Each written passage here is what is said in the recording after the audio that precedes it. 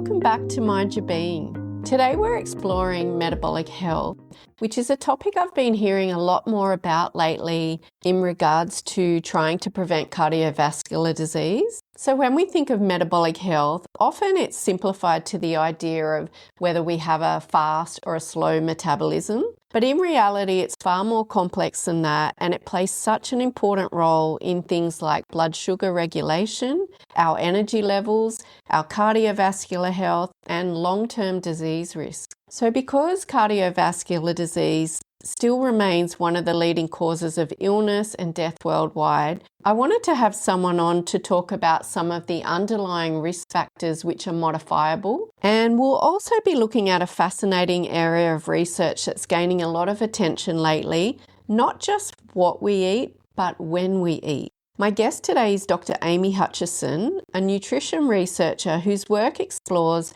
how the timing of our meals interacts with the body's internal clock, our circadian rhythms, and how this may influence things like blood sugar control, our appetite hormones, and cardiovascular risk. In today's conversation, we unpack what metabolic health really means, what's happening in the body with glucose and insulin after we eat, why circadian rhythms matter for our metabolism and our overall health, and what the evidence says about meal timing and metabolic health. Now to the episode. Please enjoy. Welcome, Amy, to Mind Your Being. How are you today? I'm great, thank you. I'm really happy to be here.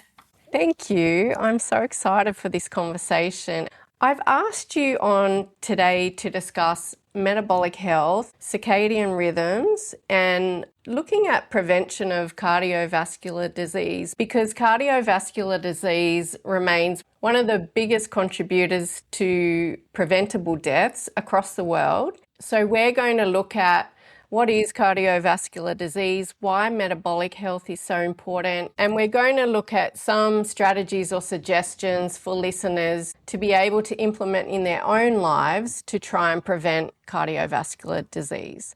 So to start off with, can you tell us a little bit about your background and what drew you into researching nutrition, metabolism, and meal timing? Sure. So I started off my studies, in nutrition and physiology, and I really enjoyed physiology because it gives you a really great understanding of how the body works. And one of my favorite systems, to look at was the cardiovascular system and how the heart worked. And so that got me really excited about cardiovascular research. I did my PhD actually in gastrointestinal function, but with a focus on blood glucose control. And that's how I really came into the diabetes space.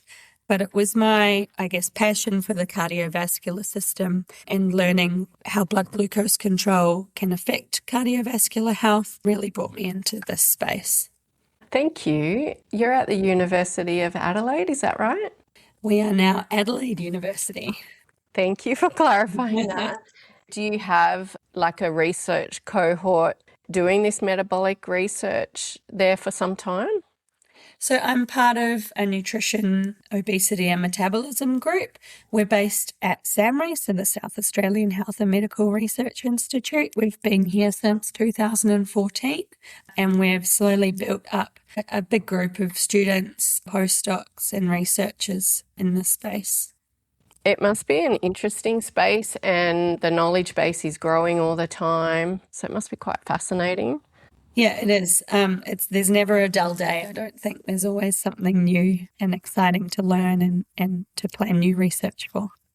Starting at the top, can you explain to listeners a basic understanding of what do we mean by cardiovascular disease, what conditions may it include, and some of the ways that it builds up over time? Yeah, so when we're talking about cardiovascular disease, we're talking about any kind of issue to do with the heart and the vessels that transport blood around the body. So the major veins, minor veins, and arteries and things like that.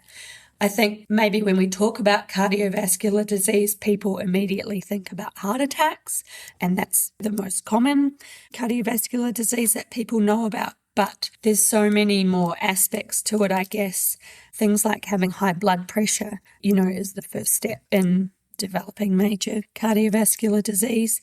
and things to do with the function of the blood vessels, so how they relax and contract over time, are all kind of under that cardiovascular disease umbrella. So one of the biggest contributors actually to cardiovascular disease can be your diet. So things like having too much salt can contribute to high blood pressure, and poor diet choices can contribute to things like high cholesterol. So it's really important that we pay attention to what we're eating and the role it might play in developing or managing cardiovascular disease over time. Thank you. Eating is something that we have to do all the time, so it is really an important area to pay attention to. Just quickly, I don't want to get bogged down in anything, but even something like the term high blood pressure, and you talked about the capillaries and the blood vessels, basically what's happening with high blood pressure in the body and why is that such a bad thing? How does that end up contributing to the disease? So high blood pressure in the body is where the blood vessels are stiffer than they should be. So it changes the way that the blood moves through the veins and puts it more under pressure. Obviously, when that happens, there's a lot more strain on the vessels and the heart, which can eventually do damage throughout the body. I forgot what the second part of that was. Like, how does that stiffness, how does it end up leading to the disease? Well, the blood can't flow around as well. Yeah.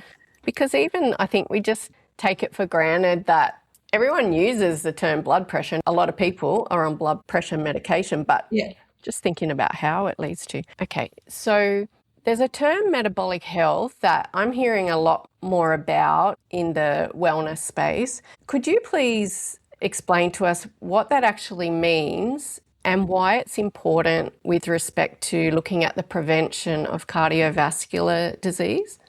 So when we talk about metabolic health, we're talking about the way that our body processes nutrients and all of those things that happen in the body that keep us alive effectively.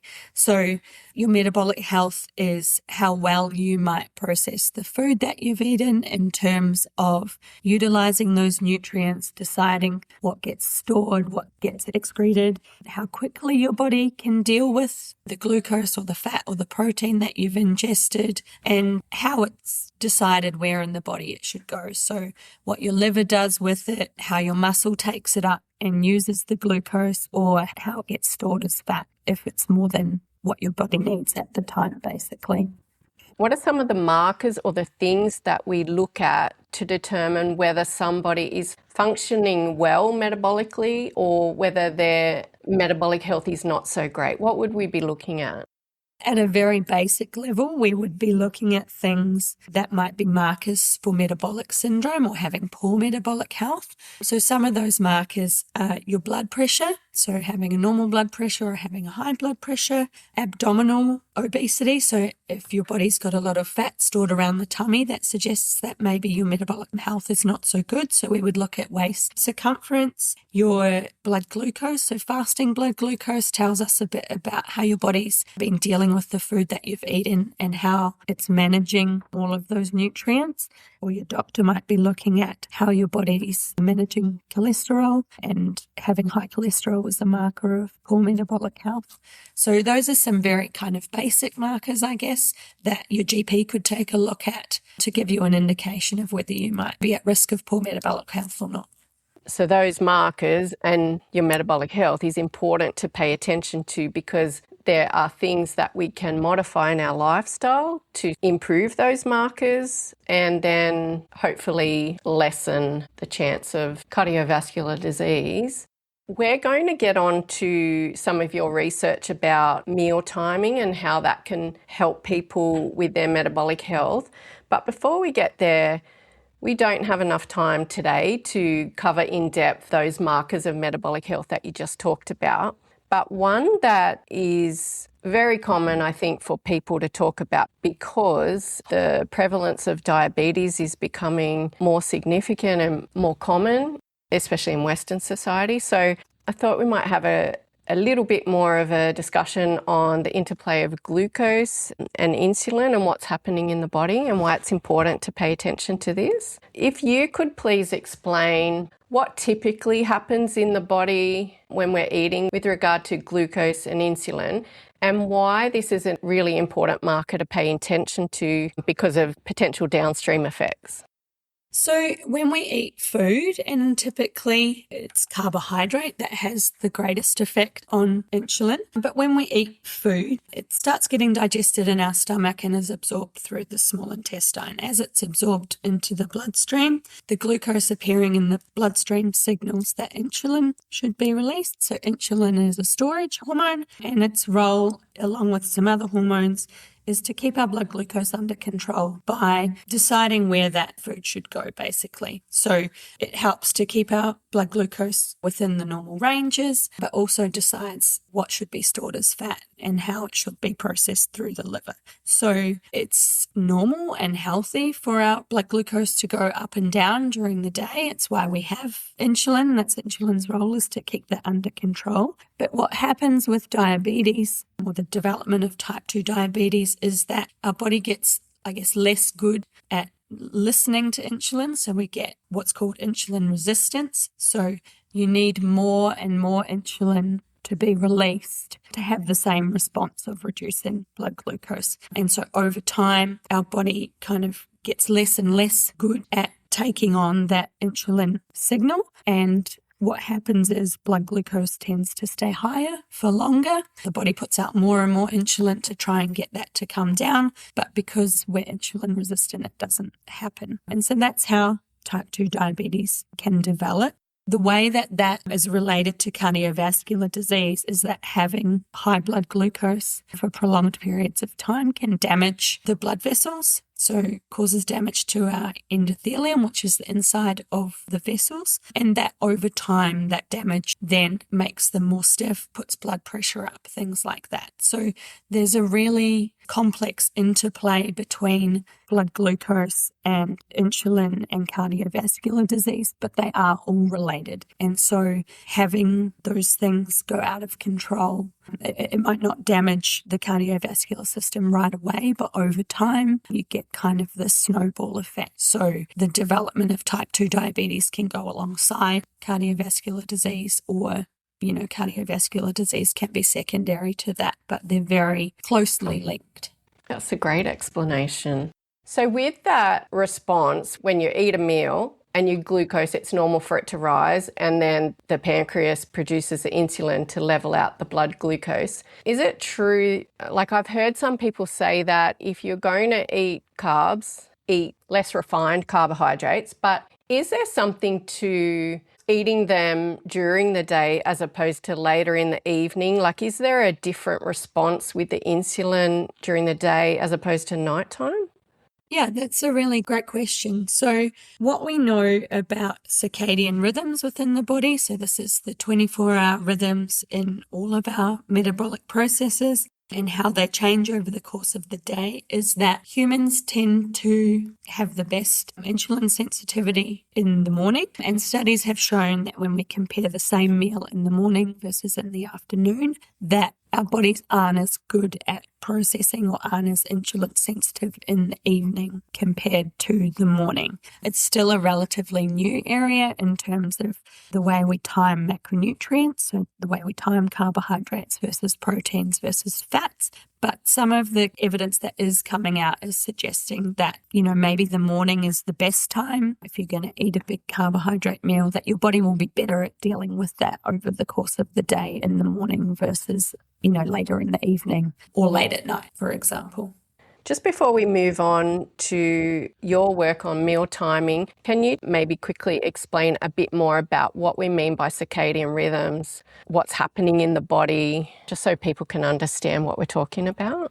Sure. So Circadian rhythms, as I said before, is the 24-hour cycle of processes within the body. There's a part of the brain called the suprachiasmatic nucleus. This is kind of like the master clock that's in control of these 24-hour rhythms within the body. And that takes signals mainly from light. So our exposure to light, in the morning is what wakes us up, and the withdrawal of light at night is what gets sleep hormones going and things like that. But those clocks also take signals from other parts of the body. And one of the signals that's gaining more traction now is cycles of feeding and fasting. So the timing of when we eat can have a huge impact on how our circadian rhythms are synchronized within the body. And so, eating at irregular times or eating late at night can really start to play havoc on those rhythms and, I guess, shift things around in terms of our signals for sleep, our signals for weight, and how those processes play out over time. And then because everything's interconnected, there's flow-on effects, downstream effects from shifting your meals to later and just eating whenever we want to kind of thing. Everyone would be familiar with when we're looking at metabolic health, specifically looking at management of weight. Everyone, I think, would be familiar with restricting calories, but your work is looking at meal timing and the impact that that can have for our metabolic health. If you could please explain some of your research, some of the findings, what you guys know about how meal timing can impact our health. So we've been doing some work looking at time-restricted eating, which is compressing when you eat during a day to a shorter window. So for some people, it might look like eating your breakfast slightly later at 10 o'clock, but eating dinner earlier at around 6. So eating across sort of an 8 or 9 hour window. If you ask people normally when they eat, it can be over a 12 to 15 to 16 hour window sometimes. So, you think about getting up at 6 in the morning and having a quick coffee at 6:30 and some breakfast or whatever. And, then in the afternoon coming home from work and having a snack on something while you cook dinner. Maybe you don't eat dinner until 7 or 8 p.m. if you're taking kids to sport or whatever. And you might then, flop on the couch and have a wine at 9 o'clock or, a cup of tea and a biscuit. So when you think about it, sometimes we're eating for a really big proportion of our day. And when we then think about what I talked about earlier in terms of how good our body is at processing things over the course of the day, some of that late night kind of snacking is maybe not the best. And so what we've been doing with time restricted eating is looking at if we shift that window, if we compress that window of eating, or if we shift it to best align with our circadian rhythms, how that might improve health outcomes. So a lot of the evidence that we're seeing currently is that shifting your eating window to earlier in the day, so, maybe having breakfast at 7 and stopping eating at 5 or 6 is better aligned with our circadian rhythms in terms of getting the best metabolic benefits. But I guess the shortcoming of that is that our society, we live in a 24-hour society where you might have to take kids to sport or you might want to go out for dinner with friends. And some of that stuff doesn't happen until 7 or 8 at night. And so some of our work has been looking at whether if we do time-restricted eating, is there some flexibility in the time of day that maybe we do eat? So can we have a later window and eat, maybe not eat until mid-morning, and that lets you slide that window later in the day.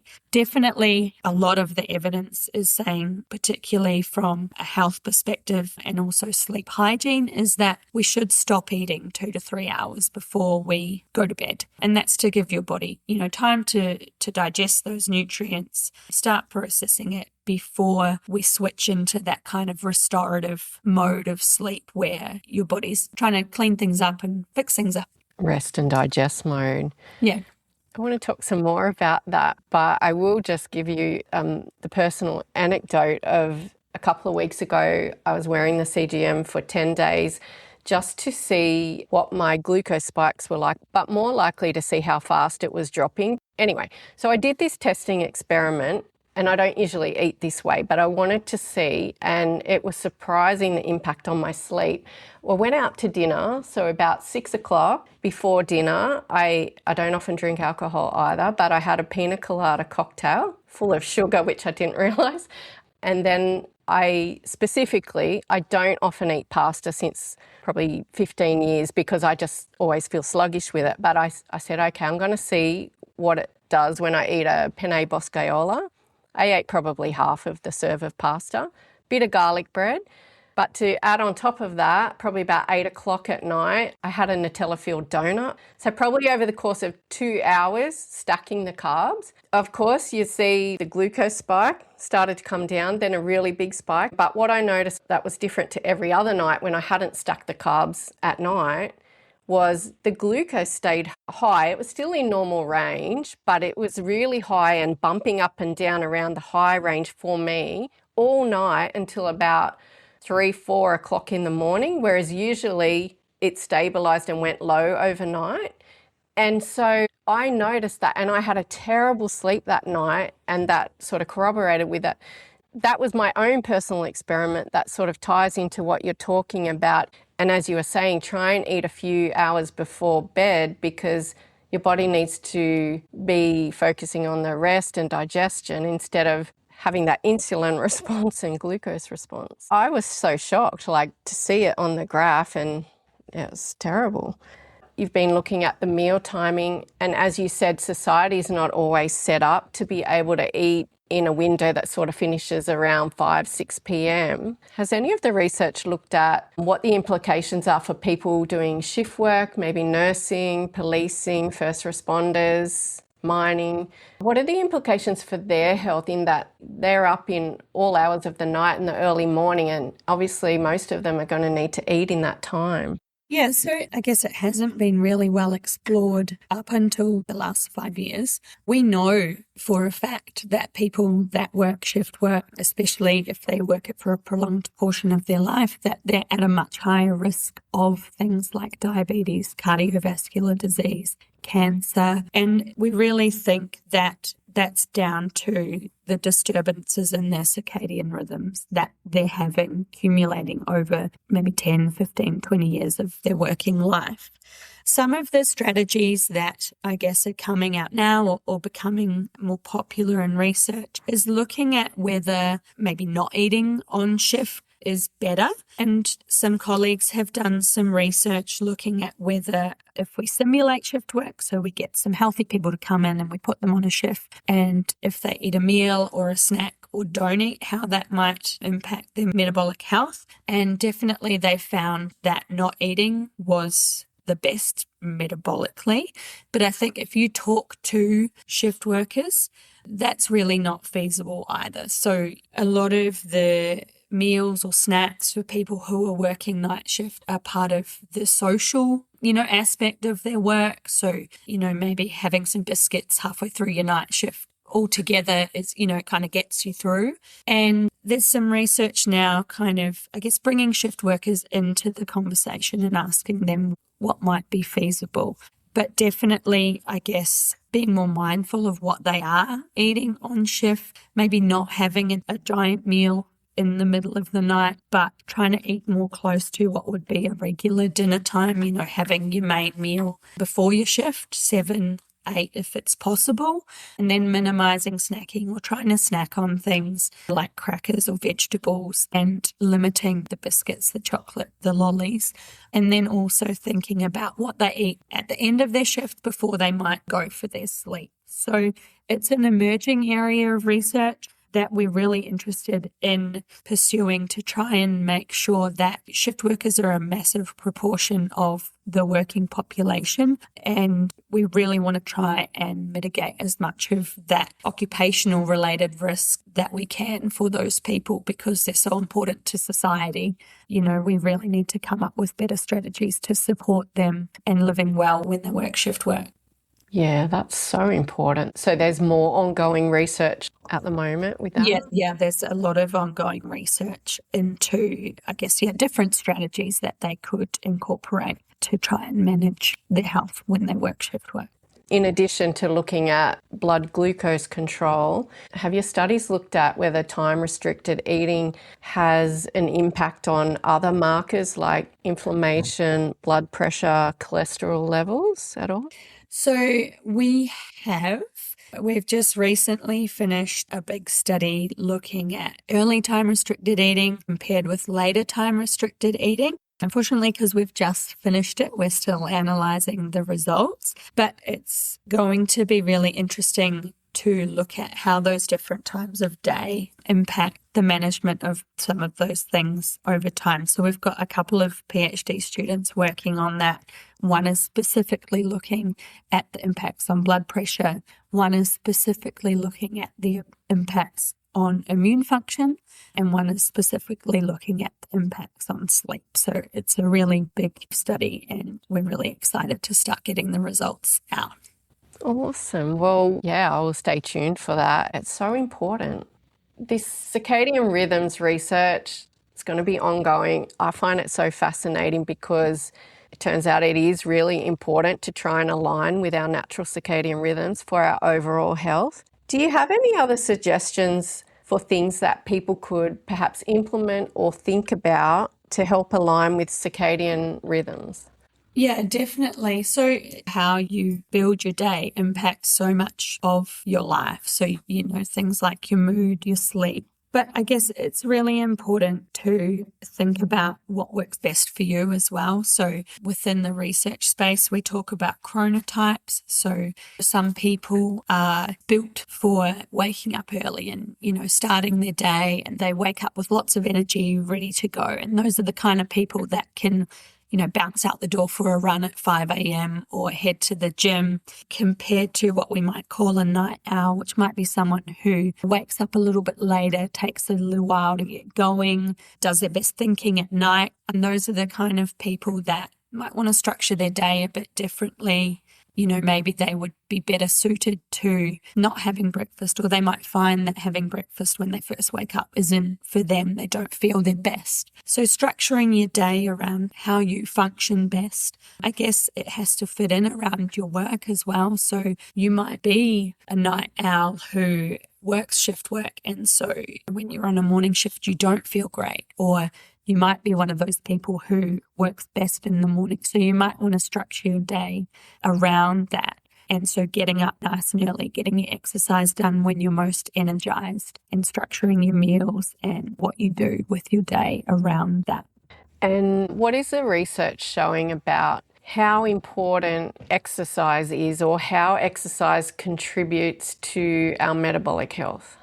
So your exercise is super important for your metabolic health. So when we talk about metabolic function, your muscle plays a really big role in how your body processes those nutrients. And so making sure we are getting enough exercise, building muscle. So muscle is metabolically active. It uses a lot of energy. Building muscle through resistance training is really important for making sure that we do have good metabolic health, but also for living well as we age. So as you get older, it gets much harder to build muscle, and especially for women going through menopause, it's really important that we have strong muscles, strong bones to help us live well as we live longer.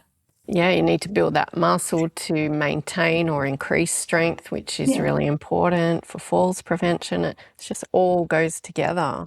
How do hormonal changes in midlife, you mentioned menopause before, perimenopause, how do hormonal changes in midlife interact with meal timing, sleep, and our metabolic health?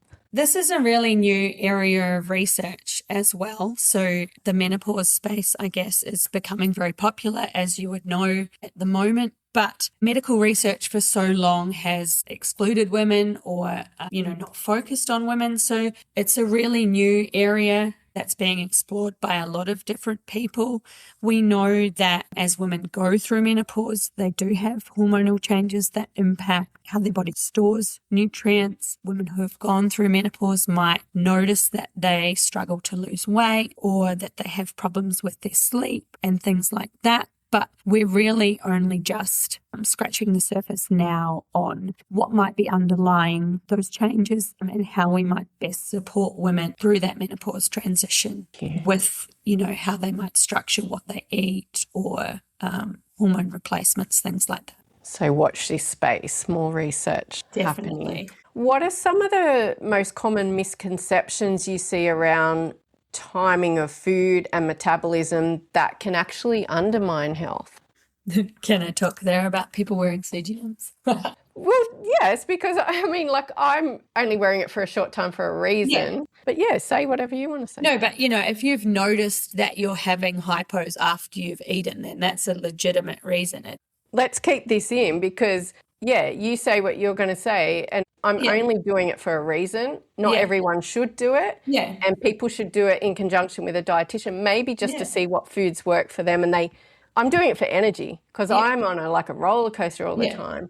Yeah. So, keep going, Yeah. I guess one of the fads that is circulating at the moment is people focusing on making sure that their blood glucose never goes up or down, trying to keep it level. But for people who don't have an underlying issue with insulin resistance or diabetes, there's really no reason for them to be monitoring their blood glucose that closely. Your body produces its own insulin in response to what you've eaten. It's fine for it to go up and down, and it should bounce around. That means you're normal. It means you're healthy. But certainly, if people start noticing that they might have issues with their blood glucose or their doctor has mentioned maybe they're having some issues, then certainly having a deeper look into that might be warranted. And they should definitely have a chat with their doctor if they're concerned about something. But for most normal, healthy people, there's no need to be so obsessed with your blood glucose going up or down in such minute detail. I agree with you. I'm only doing it personally for a specific period of time. I already had the evidence that my body doesn't respond well to carbs, especially stacked carbs. Yeah. So this is more to try and see what foods or what combination of foods over the day and timing of foods actually is something I've noticed is best for me for energy because I've had this since I've been a teenager. I eat a lot better than I ever have. And again, I agree with you. Not everyone should be doing this. If you don't notice any particular symptoms, you don't need another wearable. You don't need to be focusing, stressing out on it. And this is not for some people as well because paying that close attention, people can become too fixated. Yeah. But something I did notice is sometimes I get the symptoms of the hypo, even if it's still at a reasonable level. If it drops too fast, my blood glucose, I don't feel great. But one thing I did notice just in that 10-day period, I always thought I had to snack. So I've always eaten breakfast, morning tea, lunch, afternoon tea, dinner. Yeah. So I was reading up a bit more about it and I haven't necessarily dropped calories, but I'm shifting all into breakfast, lunch, dinner, not snacking. Yeah. I don't think I'm ever going to be bouncing with energy, but I'm having less of a roller coaster because I'm not constantly feeding. Yeah. So that's something I've noticed for myself. But anyway, if someone listening wants to support their metabolic health, they understand how important that is, but they feel overwhelmed because there's everything to look at. There's nutrition, there's exercise, there's all these markers, blood glucose, cholesterol. What's your advice for people feeling overwhelmed? What's a good place to start? I think a really good place to start, if someone was genuinely concerned about some of these things would be a chat with their GP, first of all. If they had concerns about risk for metabolic health, maybe they know they have high blood pressure, they just want to get a health check. Your GP is a really great first port of call. If they wanted to focus on nutrition, dietitians are an amazing resource for getting individualized advice in terms of how they can best optimize their diet. And then the simple things, making sure they're getting the recommended amount of exercise, making sure they're getting enough sleep. All of those things are really simple first steps to making sure you're on the right track. I talk about this stuff all the time. I think my family gets sick of it, but I'm always saying there's so much, especially in social media these days. Yeah. I think it's about you're going to get more bang for your buck looking at your basics. Yeah. Like you said, maybe eating in a window that aligns with your circadian rhythms, getting the recommended amount of movement, a bit of resistance training, and your sleep, sleep hygiene. Are there signs people can tune into for themselves that indicate that their current eating pattern isn't working for their body? Yeah, if people are waking up from their sleep not feeling rested, then they can look at how much sleep they're getting, their sleep hygiene practices when they're going to bed. So making sure you're not on your phone in bed, choosing to read a book instead, how closely they're eating or drinking alcohol to their bedtime. So maybe looking at the length of time between their last meal or the last thing they eat or drink before they're going to bed, making sure there's 2 or 3 hours in that gap, and then looking at what works best for them in terms of timing their exercise. So some people after exercising feel really energized. So maybe a footy game at 7 o'clock at night isn't the best for you. You might be better going to the gym in the morning and doing something quieter at night. But just looking at all the aspects of your life that might be feeding into some of those things that aren't making you feel at your best. So thinking about your own lifestyle, your habits and routines, how do you mind your being? I have a really busy lifestyle, so I have 4 children, but making sure that we do get up early, so we're having a nice breakfast together and a nice cup of coffee, getting lots of sunshine, getting out and doing some activity, but also, having that quiet time at night, reading a book, doing some sewing just to wind down.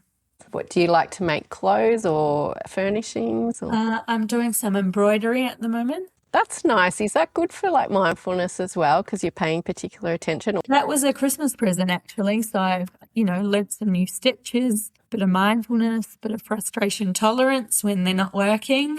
That's great. I love that. I'll ask you one final question. What would you love midlife listeners to take away from this conversation, especially those who feel stuck or discouraged? I think that there's lots of small changes that you can make in your life in terms of how you structure your day or how you look after yourself that can make a big difference. So making sure you're going to bed on time, keeping an eye on what you're eating, when you're eating it, and monitoring your exercise. Some of those small changes can make a really big difference when they all add up. They so can. This is a fascinating area, and I'll be interested to hear your findings when you guys publish that recent study. Well, thank you again for coming on today, Amy. I really appreciate it. No worries. Thank you for having me. Thanks so much for listening to this episode of the Mind Your Being podcast. If you enjoyed it or found it helpful, please follow the show wherever you get your podcasts and share it with a friend who might enjoy it too. If you have a moment, please leave a quick review. It really helps others discover the podcast. Thanks again for being here.